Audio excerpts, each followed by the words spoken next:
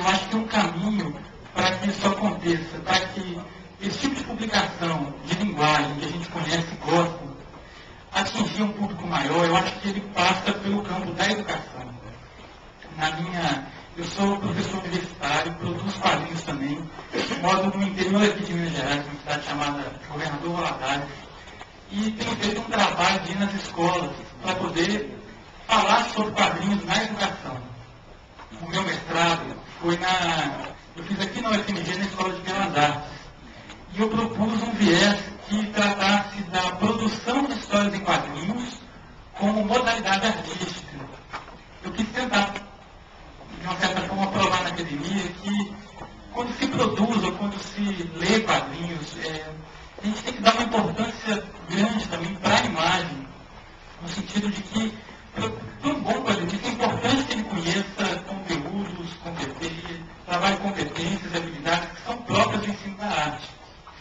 E nas andanças que eu tenho feito pelas escolas daqui de Belo Horizonte e na região onde eu moro, quando eu vou falar sobre isso nas escolas, eu vejo assim, professores um tanto perplexos pela quantidade de títulos que eles desconhecem e principalmente pela possibilidade, que isso eu sempre discuto com as professoras, com os educadores, pela possibilidade que a gente tem do uso dos quadrinhos na educação. E normalmente depois da palestra, eu fico mais um bom tempo lá conversando com elas, porque elas assim, demonstram boa vontade, demonstram interesse, ficam surpresas com as possibilidades, com os caminhos, com as possibilidades metodológicas de trabalhar no contexto escolar. Mas elas não sabem como trabalhar e não conhecem essa diversidade de títulos que normalmente a gente tem acesso. E eu percebo assim, um interesse muito grande delas. O que eu faço? Onde eu compro desse livro que você me mostrou? Quando eu levo, por exemplo, o trabalho do Antônio Cesar da Bahia, do Tomás Chachado, o pessoal fala assim, de onde que eu compro isso? E não acha, a não ser assim, com autor em alguns lugares específicos. Então, quando eu começo a conversar com elas sobre as possibilidades de trabalhar com várias tipologias dos quadrinhos, elas ficam assim, mas, nossa, é fantástico, porque o que a gente quer que elas fazem normalmente é a leitura, que é um trabalho fundamental, né?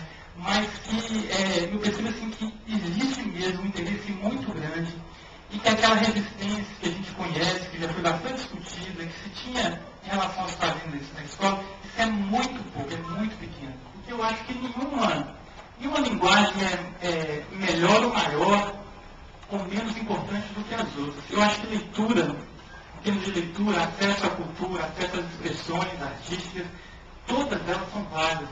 Enquanto eu acho que o fundamental é a gente sair dessa discussão sobre literatura, quadrinhos, eu acho que todos são importantes. E no caso, se tratando da educação básica, os quadrinhos, o cinema, a literatura, o teatro, todos eles, como a gente sabe disso muito bem, todas elas contribuem de forma essencial para a formação do indivíduo. E nas escolas que eu vou, que eu percebo que no projeto pedagógico as escolas têm uma preocupação com isso.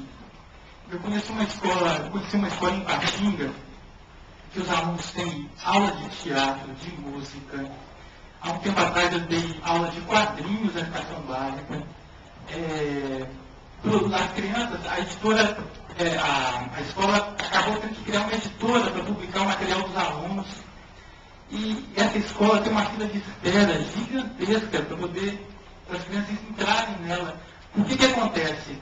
Normalmente as escolas lá, elas valorizam aquela preparação que é específica do vestibular.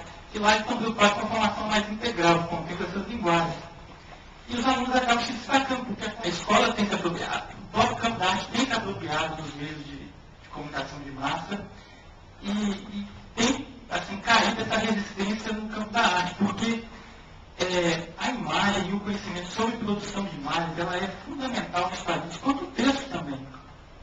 A gente sabe que uma imagem, nos quadrinhos, ela é parte essencial da narrativa. O personagem White fala no quadrinho da sequencial, ele tem um exemplo lá de várias cenas que o personagem está falando tudo bem. E em cada quadrinho o personagem está com uma postura corporal diferente. Ele fala, tudo bem. Ele fala, tudo bem. para ele mostrar que a imagem é tão importante quanto o texto.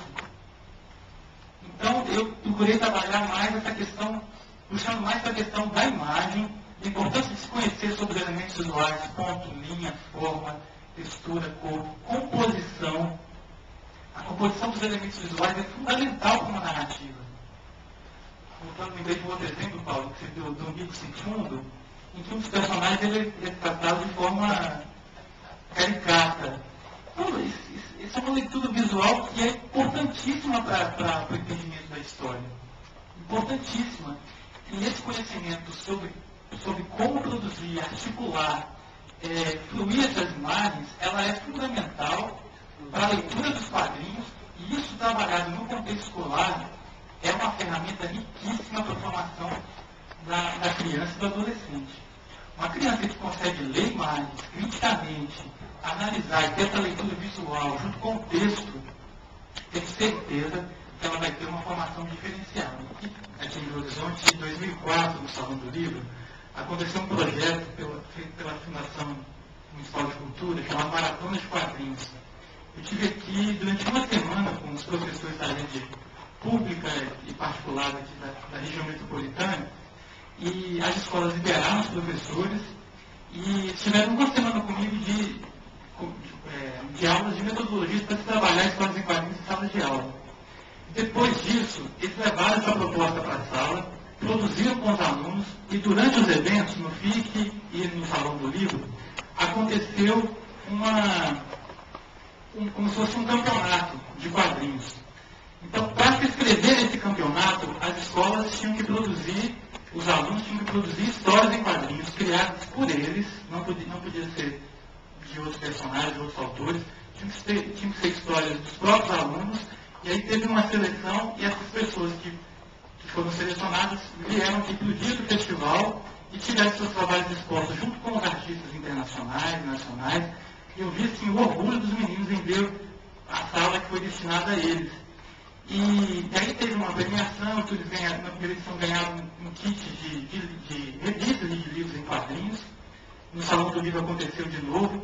No Salão do Livro, em 2004, a gente teve, no mesmo espaço, aqui em Belo Horizonte, numa tenda, a gente teve 1.500 crianças produzindo ao mesmo tempo, em grupos de 5, uma história em quadrinhos, que a gente dava o tema, uma surpresa na hora. Então, cada equipe tinha que produzir uma história em quadrinhos. Tinha, acho que não sei se eram 3 horas, uma coisa assim, e tinham que produzir. E foi uma experiência, pelo menos para mim, muito rica. Porque eu vi que é possível mesmo, sabe? Dá trabalho. Eu fiquei uma semana com os professores, depois eu continuei acompanhando o processo, mas os frutos, os resultados assim, foram fantásticos. Essa assim, é uma experiência concreta que eu vivi aqui na cidade, de 2 anos. E foi assim legal porque quando aconteceu no Salão do Livro, parece que por estar acontecendo um evento literário, as pessoas pareciam que davam mais valor do que no próprio FIC. E tanto que a gente teve um número bem maior de inscrições.